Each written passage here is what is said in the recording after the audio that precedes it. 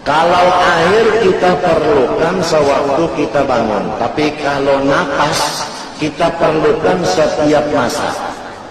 Kalau napasnya tertahan sedikit atau tidak lancar, udah uang pasti keluar. Pakai oksigen. Betul nggak?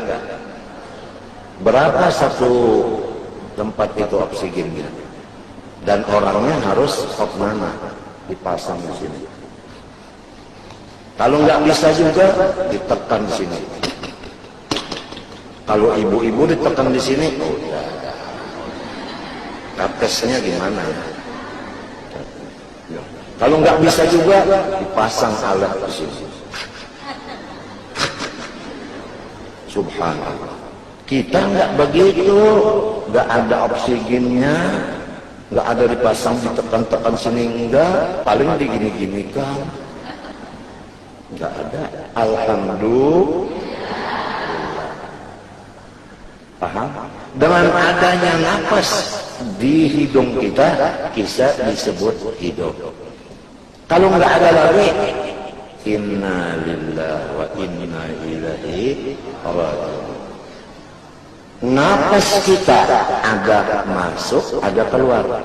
Coba anak-anakku perhatikan. Napas yang masuk itu suaranya hu, yang keluar suaranya Allah. Itu seperti kaset yang dipasang. Jalan terus suara ini tanpa diiringi dan tanpa diikutin. Orang-orang yang saleh dia mendengar suara nafas ini.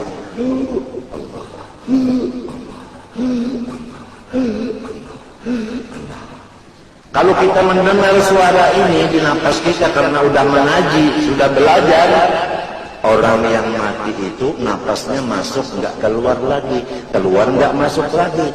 Jadi kalau kita menjaga akan zikir nafas ini, waktu dia masuk nggak keluar, husnul khatimah. Keluar nggak masuk, husnul khatimah. Kalau kita zikir dengan lidah, Allah, Allah.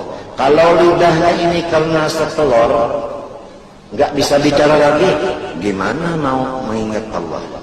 Oleh sebab itu ngaji, zikir bukan hanya di lidah, ada zikir yang di nafas, ada zikir yang di mata, ada zikir yang di dalam dada, masing-masing. Itu semua di tangan ulama ilmunya itu.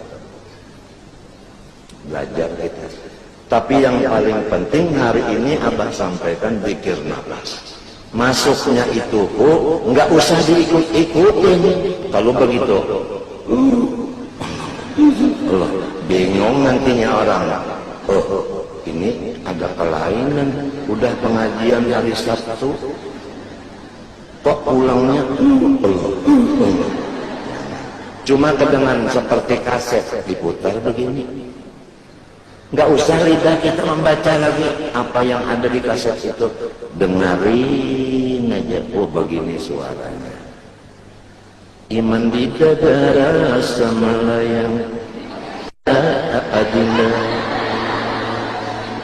kota berhubungnya.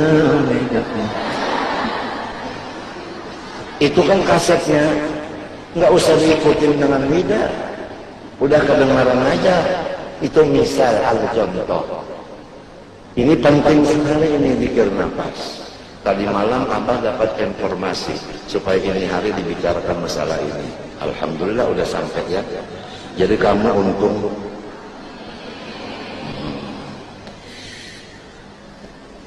Nah jadi nggak usah dibaca-baca dengan hati, jangan dibaca. Dengan lidah jangan dibaca. Kalau dibaca dengan hati diiringi, waktu masuk nafas diingini waktu keluar digini Allah. Nah, itu nantinya suka marah-marah. Dan kalau kerjaan orang mengajar, tidak ada gairah lagi mengajar.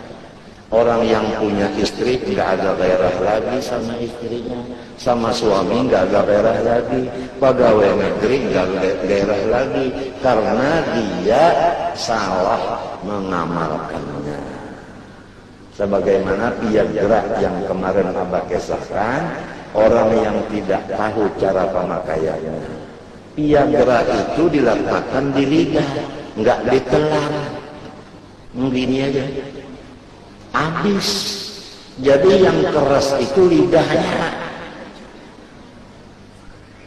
Sampai bicara, umana matuk.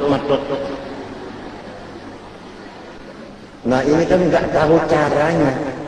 Jadi ilmu dan cara pemakaiannya di tangan ulama.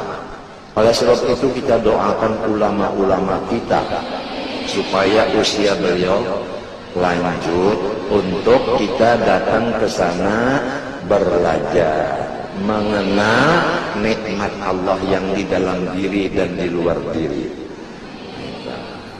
Kiranya sudah jam 11.